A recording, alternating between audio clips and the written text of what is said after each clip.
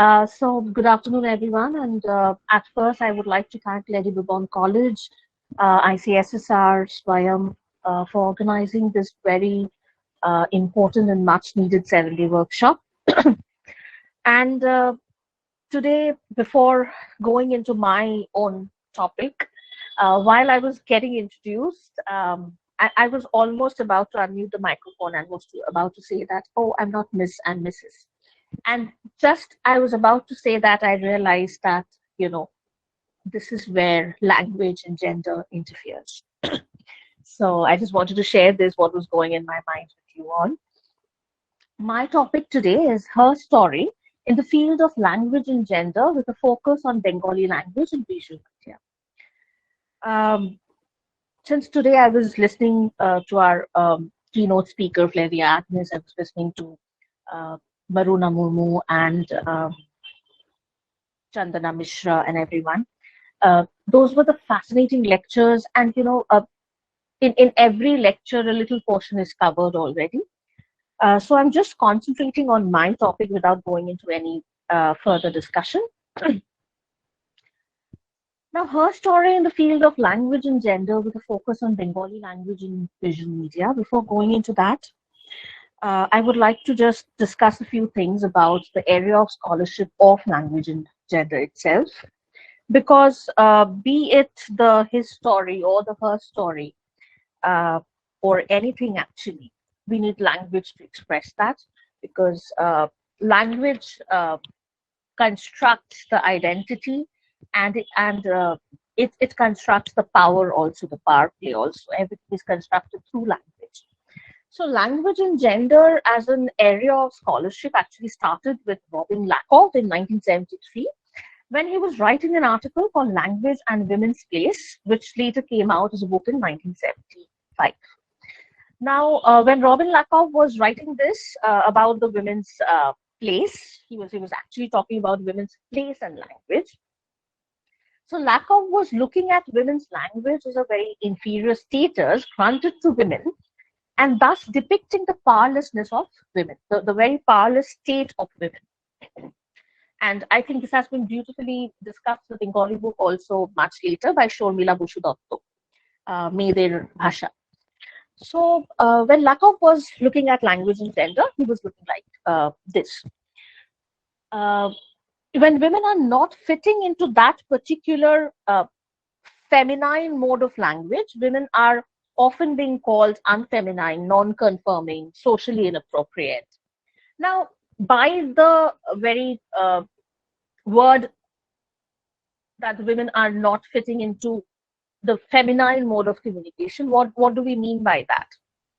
I'm just going to and forth from some data theories and to the practical practicing culture. Now, I'm not sure about my generation, but in our mother's generation and in my grandmother's generation, I've seen women using more fillers. I mean, when a woman is talking, she often uses in Bangla. I can say she often uses "arki," "acha," "thik ache," "tarpor." All these fillers, the use of these fillers are much more than when a man talks. A man talks with more conviction in the public place. Uh, but for a woman, it is often, it lacks the conviction and it has a lot of fillers. While I was thinking about it, I was also thinking about another fact, and I actually came into Lakoff's writing also, that, woman is very good at bargaining. A woman bargains beautifully. This is a very, very general uh, saying about women, that a woman bargains beautifully. In Kolkata, if especially during this puja time, if we pass across Goria Hat and other market areas, we will find that women bargaining about price and everything, and with conviction, with proper articulation, they are bargaining, right? So when we are saying that a woman is using fillers and not talking with conviction, versus a woman bargains beautifully, it has a dichotomy, right? It is very contradictory. So going deeper into this, and when I was thinking about it, I was thinking that probably a woman also believes that that is her area.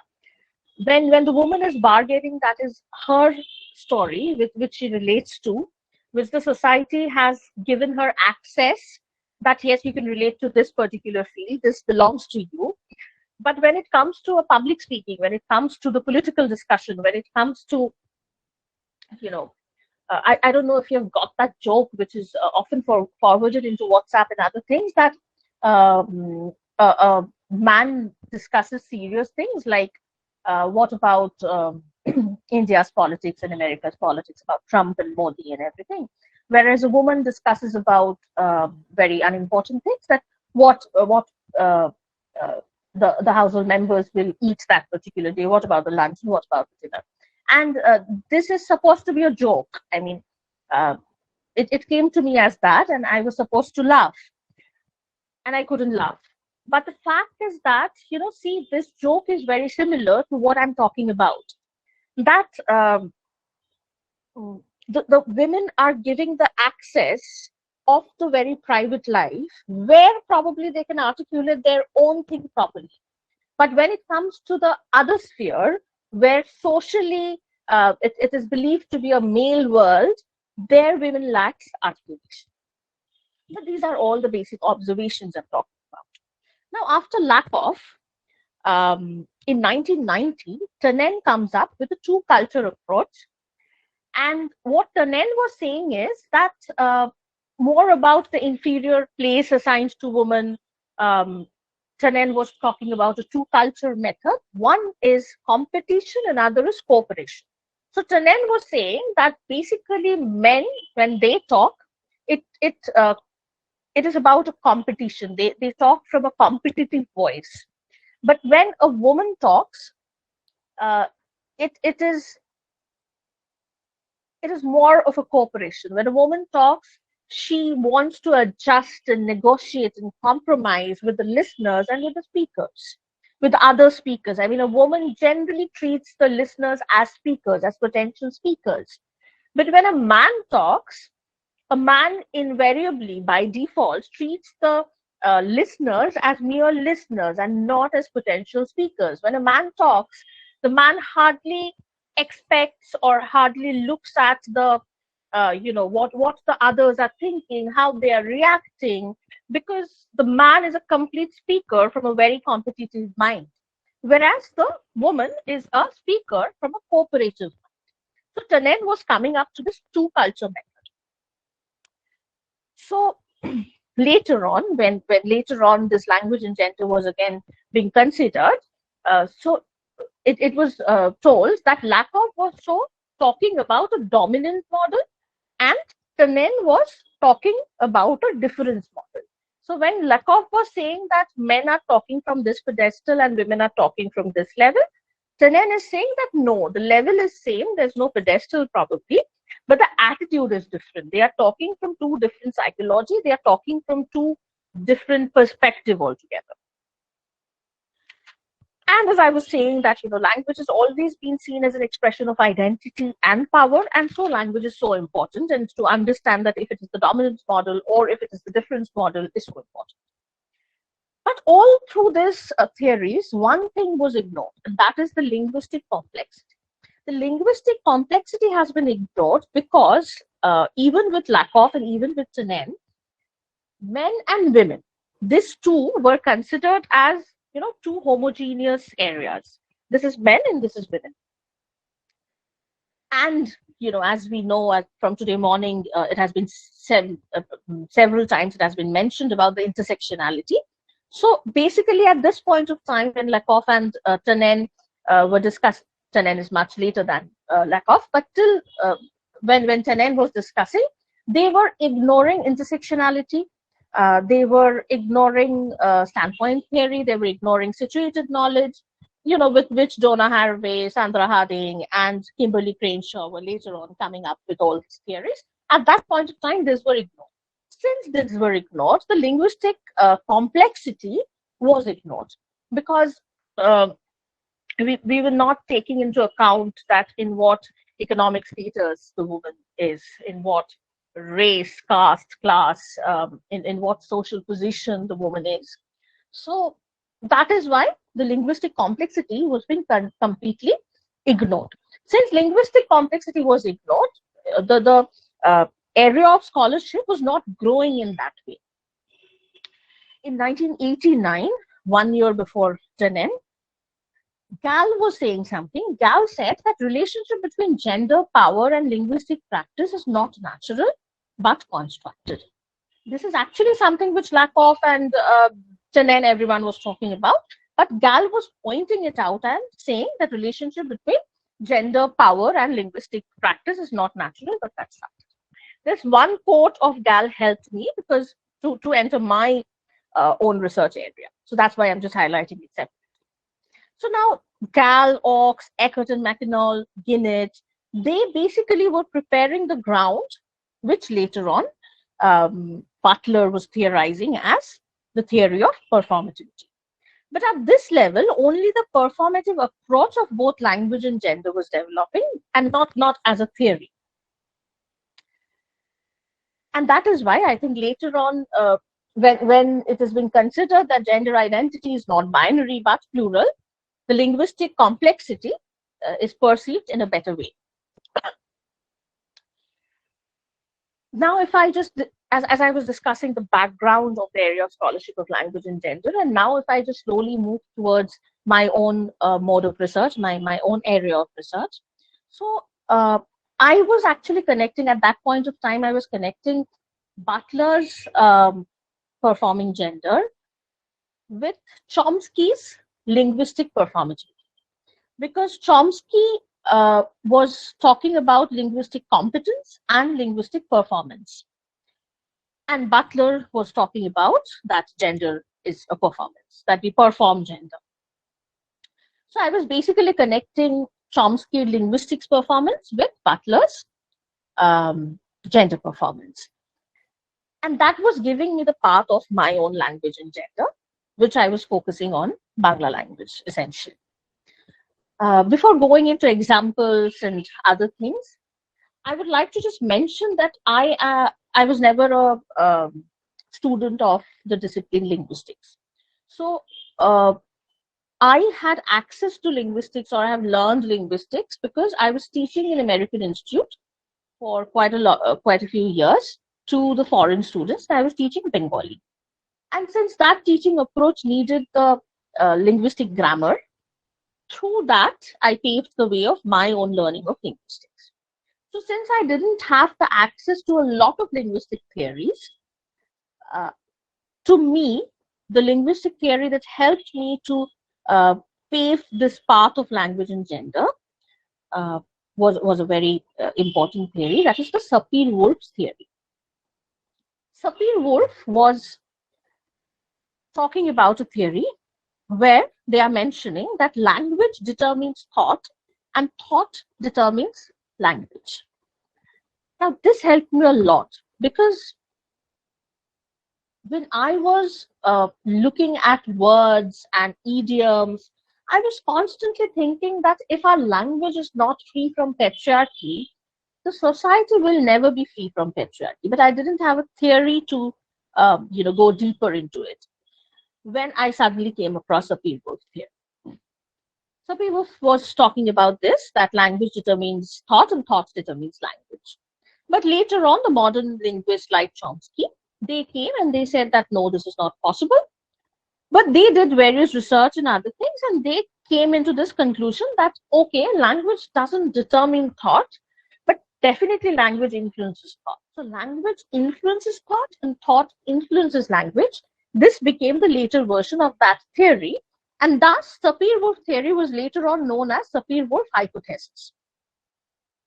So I actually took this Sapir-Whorf hypothesis as a door to my own logic. And it also helped because, when Saussure was saying that signified and signifier, about signified and signifier, and when Saussure was saying that signifier is arbitrary, that was causing a hindrance to my logic because I was thinking about language is not arbitrary but political, right? So now if I just go deeper into the Bengali language where I would want to focus, at this very small time, I don't think I will be able to focus on the idioms, but let me just try to focus on some Bengali words. So I was very curious about words which are all with chele. For example, chele bala, chele mera, chele khala, and all these words. And I don't know if you remember, since I will also like to comment a little bit about media, that 2 years or 3 years back, before the Durga Puja, there was a campaign by Telegraph, um, uh, I think uh, where they actually talked about that why during the Anjali or why during the puja a woman talks about the Putra Shantan and not about the Purna Shantan. And then there was a huge flow of logic saying that you can't say that because Putro means both a boy child and a girl child. That actually strikes me somewhere because I was not a bit completely convinced. So when I was looking at this chile word, I went to Shankhopush for an interview and I asked him that what do you think about it? Because Taslima Nasreen came up with a word called Bala, and we already have a word called Choto Bala, but in spite of that we use Chele Bala. And I was also curious that when we say Chele Bala, does that word constitute of my own childhood, my Choto Bala? Because a girl's childhood and a boy's childhood is very different. So a single word, can it hold the sense of all genders' childhood? And if it has to hold, then Chotobala is a much better word. So I remember Shanko Babu telling me that, this is a very radical side of the feminists, that you question everything.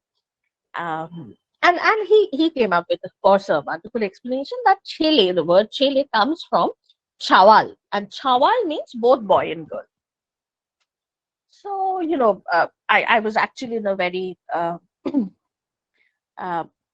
mood of protesting and all. So, taking this explanation, I came back and I started looking into Horicharan Bandyopadhyay's Bongyo Shabdakosh. Yes, Horicharan Bandyopadhyay's Bongyo Shabdakosh, and I tried looking into the etymology of the words. There, I actually found that chele, yes, it comes from chawal and etc. But the fact is that in May, there's a word called May, and that essentially means May. That doesn't mean Chile and May both, right? So I was thinking that will I look at language diachronically or synchronically? Now, if I look synchronically, then I have to look at the functional aspect of language. Like if I just perform a survey and if I ask people that what is the image that comes to your mind when I say Chile, when I say May, I'm quite sure the brain doesn't process etymology in that way. The brain will not be able to process the etymology, and from a synchronical point of view, a person will come up with this kind of a concept that when you say Chile, I can see a boy, and when you say May, I can see a girl. So I think I shifted to that uh, synchronical and functional linguistic approach, and I started looking at the words individually. To mention few, like of course, as a language and gender scholar, I will always propose that we should use Chotobala instead of Chelebala. And then I was also looking at the word Chilimera, and I was just thinking that if I think that, as Sasuj was saying, that signifier and signifier is arbitrary, and if I consider that till now, if I bring that theory to present, and if I think that the ordering of this Chilimera is also very natural and it's not a political one, then I was trying to replace the order, to invert the order. And I was taking random examples from Rabindranath and other texts, and I was just replacing Chelemera with Mechela. And suddenly, not only that the meaning was changing, the sentences were giving me a huge shock.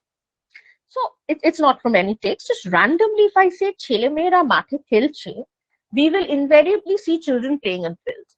But if I say Me Chelera Mathe Khelche, it will give us a shock, because firstly, we won't say "me chelera" today, at least in this very, we who are here in this seminar, we will not say "me chelera," we will say "mera mache khilche." But if I just use "me chelera mache khilche," instantly, what are the things that are happening to us? The things that are happening to us in our cognition level is that, firstly, suddenly, the image of the children is changing to women, but grown-up women, and looking at sexually developed women bodies. I'm also seeing a change of innocence and maturity. When I'm saying "chele mera mache khelche," a sense of innocence, a sense of immaturity is there. But when I'm saying "me chelera mache khelche," there's no innocence, there's no maturity. Mm,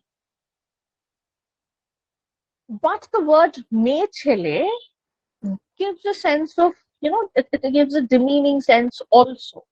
So a lot of things happening in our cognition level, and it was fascinating to observe that how language actually operates my cognition, and so definitely the vice versa, the other way around too. Uh, Now coming to some other words, I'm just now quickly moving on words, because otherwise I will not be able to cover. Say some words like, I did a survey. I can, if I have time, I can read out the questions from the survey at the end. But I asked people that after beer, if I say beer, adjective beer, what is the noun that you remember? What is the word that comes? So instantly everyone said beer purush. So then I was asking them that, why do you think that the word beer gives you the sense of purush? Is it because of the Rabindranath's poem, Bir Purush? Or what? So I was again consulting Gurucharan Bhattat's Pongyo Shabdakos. And I discovered a very fascinating data which I would like to share with you. Is that the word "bir" has the essence of the word hidden in this word. That is the "bir" word has come from the word "birjo," semen. So how this word itself is a masculine word. I mean, in the etymologically, it's a very masculine word, which we obviously don't realize in our everyday life. But how it is very etymologically masculine, and how we use it in the very,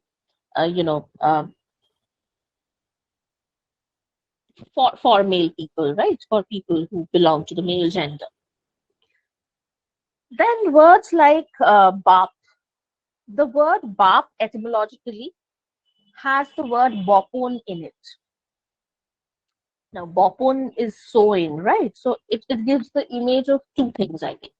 One is sowing of seeds and grains in the field, but bopon also gives the image of implanting the sperm, right? So these are some fascinating things which I was constantly finding when I was looking into these words and I was doing this research. Uh, shifting from etymology, if I just look at some words through law or through sociological aspects, there also some fascinating things were coming up in my mind. I was looking at the word "bapir bari" and "shushur bari." These two are like very problematic words for me for a long time, and I'm sure for many. Um, and at that point of time, I was writing a film called Mukherjee Bo, uh, and the production house were performing that was basically a promotional survey. It's not that they were really doing some gender sensitization program or something. Nothing. They were just doing a promotional activity, and they were moving around and asking women that, where is your bapir bari, where is your shoshur bari, and then they were asking, apnar bari kothay, and the women were fumbling and were saying that amar shoshur bari to amar bari, আমার বাপের বাড়ি তো আমার বাড়ি, and some were saying that মেয়েদের তো বাড়ি নেই. all these interesting things were coming up. So from that, I was constantly thinking that if I just consider the Hindu Succession Act also, then today a woman is supposed to, have the equal access to the property. But still, why it is not reflected to my mind? Why the women are constantly saying that I don't know where my house is? This rootlessness, this lack of root. On one hand, definitely we the women are carrying this rootlessness, maybe through the genes also, because we are carrying this feeling of rootlessness of my mother, my grandmother, and who not. That is one part, definitely. I was also thinking that isn't it that this very terms stayed in this society, and that is creating a hindrance for which I cannot believe that these houses are mine. Because I'm constantly referring them as Bapir Bari, I'm constantly referring them as Shoshur Bari. So my mind, when I'm sorry, I'm digressing, but when Laka was saying that when you utter apple, the image of the apple is there in the mind, right? So when we utter Shoshur Bari, when we utter Bapir Bari, the masculine figures are there. And in spite of law, in spite of everything, there's no impression of this belief in my cognition that this is my house too, or this can be my house too. If not my, but I have share in it. So that is how I was again getting very convinced that language, if not determining, it's influencing the thought, and thought influencing the language. Now, coming to this thought influencing the language, and I know I'm going a bit faster because I really want to cover a few more words and a little bit of India, that's why. So now, if we consider that thought influencing language, till now I was giving references of few words where language was determining thought. Now, how thought is also determining language. As a writer, I always wanted to write fairy tale in a new way for Bangla. Nobonita, these Rupkathas are there, which has a gender sensitized approach. But I was thinking that in Thakumar Juli, in any Rupkathar Golpo, where a king always has two queens and they are the Dorani and the Shorani, they have a relationship between them, and that has a Bangla word for it, and that is Shoti. I don't believe into counter hegemony, so I'm not going to write a story where a queen has two kings or anything. But I'm just thinking about choice. Queen might have two kings. But I was thinking that if I write a story from that perspective, what will be the relationship between that two men? By thinking, I was always again, hunting for word, and I was looking into several dictionaries of Dhaka, of Kolkata. I was looking into Horicharon. I was finding that there's no word. So this was convincing me of that fact that thought somewhere determines language, because my thought is not a free will. It's not free of anything. My thought is my cognition, my thought. These comes from the social things, right? So I think the very social structure here has not given us that freedom to think that a woman will have multiple husbands. And when I gave this logic, I remember somebody coming up and telling me that what about Draupadi? We have that in our epic. But there I had this logic that, firstly, it was not Draupadi's choice. Draupadi didn't want to marry 5 people at a time. It was a forceful marriage. And that 5 men already had a relationship between them beforehand. They were brothers to each other. But I'm just talking about 2 separate men from completely 2 different backgrounds. Suppose they are the husbands of a single woman. What is the relationship between that 2 men? We don't have a word for it. The Bangla language doesn't, have any signifier for it. So this can be an example of how thought influences and determines language. And these are the premises for which, to me, language is very much political and language is very much important for any sphere of scholarship. One or two more words I think I've written here. Like one is Besha. In English, we use that word gigolo, I think, which has a French origin. But in Bangla, there's no word. There's no punglingo of Besha, and we have to say uh, Purush Besha or something like that. So that is again, gives us the scope of thinking that the very responsibility of character belongs to a woman and not a man. And maybe that's the reason we don't have a word, because there was no question of the other way around. So I think these are the few words which I could discuss in this small discussion. I actually want to discuss a bit about the media, but if I don't get enough time, so let me just go to the media from this. I believe that I'm a language enthusiast and language and gender enthusiast, both in academia as well as activism. Because to me, activism is not always, protest rallies and other things. I perform my own activism through my work wherever I get the scope, and mostly my scope of activism is my writing. So, as a poet in poetry, I don't believe that I have the scope of performing activism, because poetry comes through reflex. But as a screenwriter, till date, whatever contents I've written, I've always tried to incorporate this politics of language, um, and it's my good luck that the producer and the directors uh, probably didn't care enough for that particular dialogue, and it was screened. So, few examples from that I would like to give. That is, in few films, I'm just mentioning the name of the film so that you can relate to. Like I was talking about a very commercial film called Mukherjee Darbo. There, in one dialogue, a kid was saying that বাপের বাড়ি মানে বাবার বাড়ি, তাহলে মায়ের বাড়ি কোথায়? This is just a small one-line dialogue. But to me, this was my own activism, because I felt that even if one or five audience react to it, if they think about this word বাপের বাড়ি, that is enough for me. Like there's another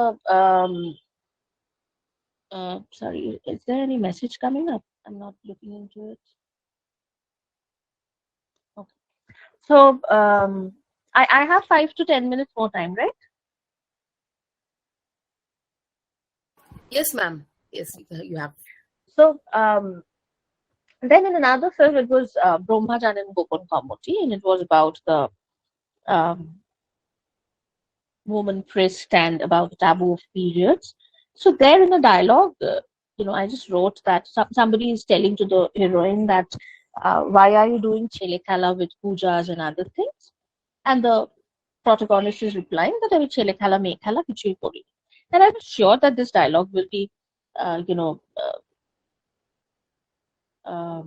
will be edited and will be omitted, because who talks like this? But somehow it was not, and it was a little game. I felt happy that okay, this stayed. Again, if somebody thinks of the word chile khala, me khala.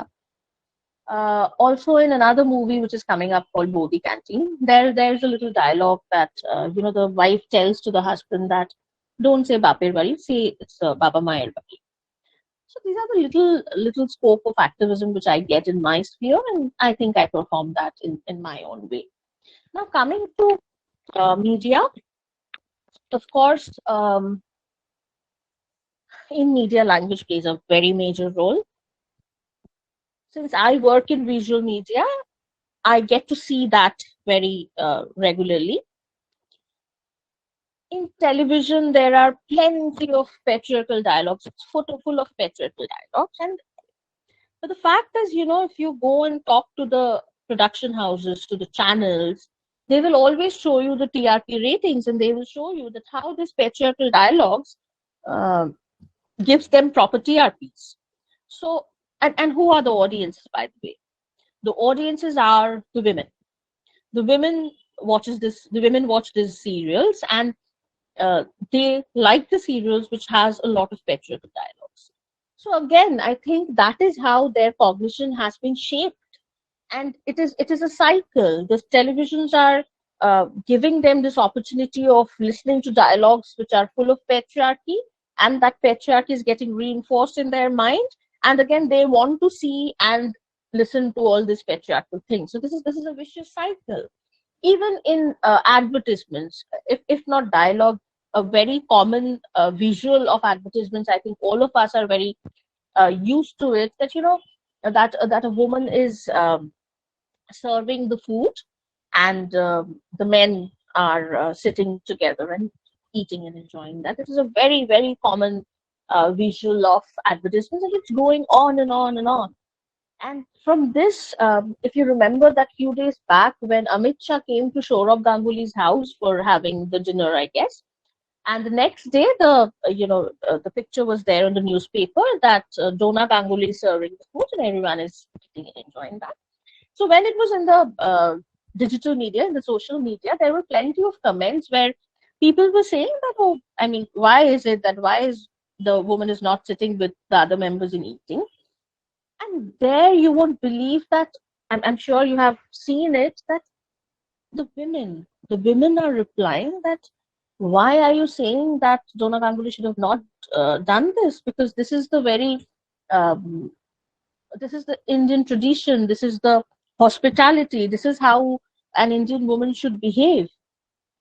So from these very things, we understand the psyche, how patriarchy works, and how these correlations work. And from there, I will just like to mention two or three reality shows, and I'm slowly going to the end of my lecture. The two very famous reality shows presently is Dadagiri and Didi Number One, right? Since I'm interested in language and gender, I always think of these two terms. One is Dadagiri. So it's not a simple Dada word. It has this giri suffix with it, the upasargo with it. The onusargo with it. And Dadagiri has this feeling of very, macho and dominant. That is how the name comes. Even if you uh, have ever heard the title track of Dadagiri, that also has this flavor. And Didi Number One, it's not Didi Giri or anything, it's Didi Number One. As there were one reality show much back which was called Rojgere Ginni, that it was supposed that a woman is not earning. This very reality show will offer them money and will make them Rojgere.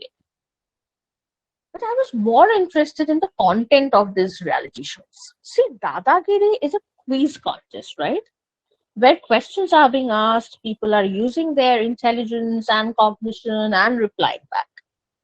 Whereas in Didi Number One, everything is games, and those are mostly, physical games. You have to run, you have to prick balloons, you have to do a lot of things. It doesn't involve a lot of intelligence or thinking things. Even one or two quizzes that Didi Number One has, those are like very kiddish, very easy.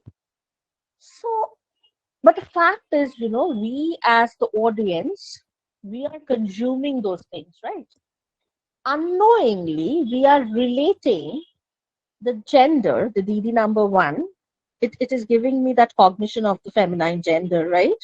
And then when I'm looking at those content, the visuals, what is the imprint in my brain? The imprint is that women are intellectually, they are lesser, and they play games which are like very kiddish. They prick balloons, they run, they all the weird games that they perform, which are very physical and very bodily, and which doesn't need brain. On the other hand, a show called Dadagiri that involves brain, that involves intellectuality, that involves cognition, thinking. You have to think, you have to know, and you have to give answer, right? So to me, this whole area of language and gender, this whole area of scholarship of this field, I think it's all around us in any research area, in any I think in all the areas actually, be it the visual media, be it print media, be it our research, be it the education system, be it how the politicians talking, and everywhere. Because I've seen women politicians also saying "Hate churi pore boshe nei." I mean, what is the wrong if we wear a bangle? We can still be very protesting people, right? So, so I think yes, this is what my today's lecture is about. But I don't know if I can get just 2 to 3 minutes more. I just have to read one paragraph, and I think then I'll end. Yes, it's okay, ma'am. You can. Yes, absolutely. You can carry on. You can carry on for 10 more minutes. Yeah. Yeah, I don't think I'll need 10 more minutes. Just a little thing. So it was basically it is just a conclusion of one of my research paper where I was referring to a Joy Goswami's poem, and I just want to read that poem and the little one paragraph conclusion. It's written in Bangla, and I'm just assuming that you understand. If any of one of you want a translation, I can just do that. Such a small part of one poem.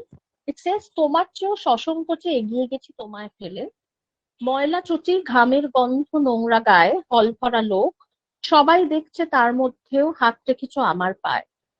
আজকে আমি বাড়ি ফিরে স্নান করি স্পর্শটুকু রাখবো বলে, তোমার হাতের মুঠোয় ভরা পুষ্করিণী পরিবর্তে কি দেব আর, আমার শুধু ২-৪ পাতা লিখতে আসা, সর্বনাশের এপার ওপার দেখা যায় না, কিন্তু আমি দেখতে পেলাম রাঙা আলোয় দাঁড়িয়ে আছে সে ছন্দ, সে কীর্তির আশা, অচেনা ওই মেয়ের চোখে যে পাঠালো ২-১ পলক বৃষ্টি ভেজা বাংলা ভাষা। And now my conclusion comes. এমন স্নান না করা ঘামের গন্ধ মাখা বোহেমিয়ানিজমের সুখ মেয়েরা কবে পাবে, বা কবে কোনো মেয়ে পুরুষের থেকে পাওয়া প্রণাম নিয়ে কবিতা লিখবে, সে প্রশ্ন কন্টেন্টের। আপাতত এই গবেষণায় আমি থিতু রইলাম ভাষাতেই, আর তাই অচেনা ওই মেয়ের চোখে যে পাঠালো ২-১ পলক বৃষ্টি ভেজা বাংলা ভাষা, এদিকে নজর ফিরিয়ে এটুকু বলতে চাইবো, বাংলা ভাষাও যদি পাঠাতে হয় কোনো মেয়েরই চোখে, তখন তা বৃষ্টিতে ভেজা হবে নাকি প্রশ্নের আগুনে দাউ দাউ। সাম্যের দাবিতে প্রতিবাদী, সেই প্রশ্ন রয়েই যায়, বিশেষত সেই বাংলা ভাষার অন্দরমহলে দাঁড়িয়ে, যে বাংলা ভাষায় সারা ছেলেবেলা জুড়ে মেয়েদের ভয় দেখানো হয় ছেলে ধরার। বাহিরে সে সর্বনামের মাহাত্ম্যে যতই নিরপেক্ষ হোক, তার ঘর জানে তার আনাচে কানাচে আছে বৈষম্য, আছে লিঙ্গের পক্ষপাত। আর তাই এই কবিতার সেই অচেনা মেয়ে যদি আমি হই, আমার চোখে বাংলা ভাষা অন্তত এভাবেই ধরা দিল বৃষ্টির থেকে অনেক বেশি করে প্রতিবাদের আগুনে, সাম্যের দাবিতে। So I think I end my lecture by saying this, that although I focused on Bengali language because that's my mother tongue and that is my area of working in every field, but language itself has that politics, and we have to be very conscious while using language, because language is political, language is patriarchal to some extent, and it's very difficult to find out those patriarchy and to follow impartial language is very, very difficult. That's all. Thank you so much. Thank you, Ms. Bandyopadhyay. That was a very, very, very interesting talk. It brought so many things to light that we normally talk about, we listen to, but we don't give much thought to it. So now, if you're ready, ma'am, there are 1 or 2 questions and comments. Like, can I go to them? Yeah, sure. Okay, there's a question from Anjan Shaha. Is patriarchy reinforces popular culture and vice versa? How to break this vicious cycle? Right. This was the first question. I think breaking this vicious cycle at the very basic level is that we have to be conscious. We have to be very conscious to identify those things and not to use them. And on the second level, I think that the writers, the filmmakers, the policymakers, and everyone who is at some position to create something, they have to create the new things in a new language. That is the thing. I think that it's not easy. It's a very lengthy thing, and I'm sure it's not easy. But I think that is the only way I can think of. Okay, ma'am, there are no questions, but there are just two comments. Shall I read them out to you? Yeah, Okay. sure. Okay. This is Shayantani Ukil.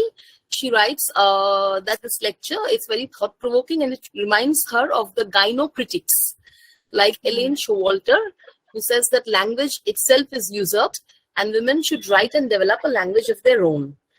Absolutely.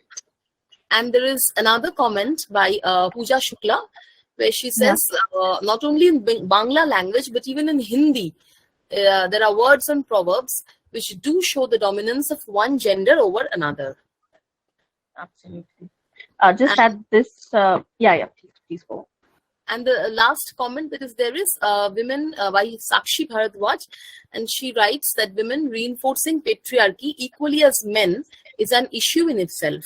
So would you like to say something on this? Yeah. Just on the last two comments. But first, let me just come on Sakshi Bharadwaj's comment that yes, women reinforcing patriarchy equally as men is an issue in itself. Absolutely so, because it's not about men and women again. It's the issue of patriarchy and it's the issue of reinforcing the patriarchy. But it's also what is an issue to me that in the process of protesting, in the process of equality and equity.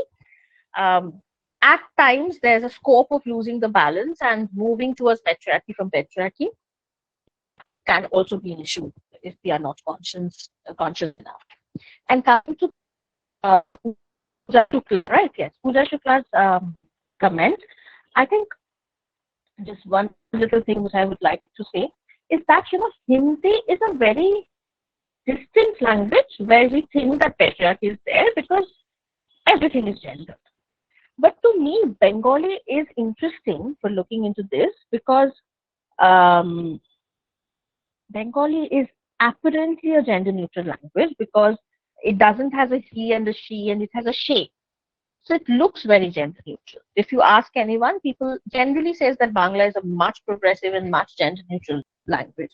So I think that is the thing which interests me is that superficially a language looks something. But if you go deeper, I think these things comes up in its words, in its idioms, and in everything. Okay, ma'am, there are a few more questions. There's a question by Payal Rai, and she says, as you were saying, the words like chele bala is not monolithic. A girl's childhood and a boy's childhood is very different. So, translation of such words would be problematic.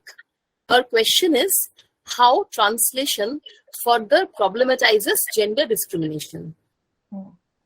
Yes, I think, just in this two words, chele bala and me bala, maybe if I just think of English, I can say childhood. I don't have access to many languages.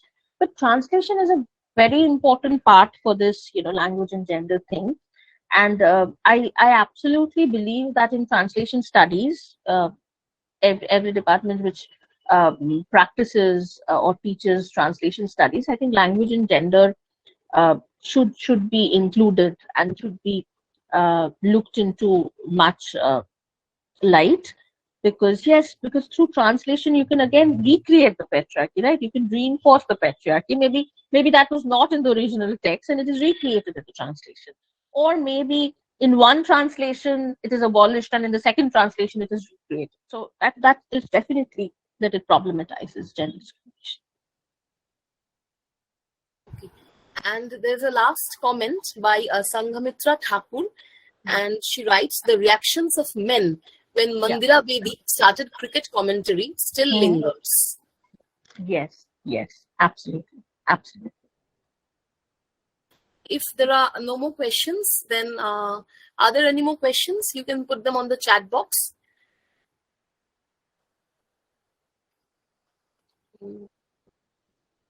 Okay.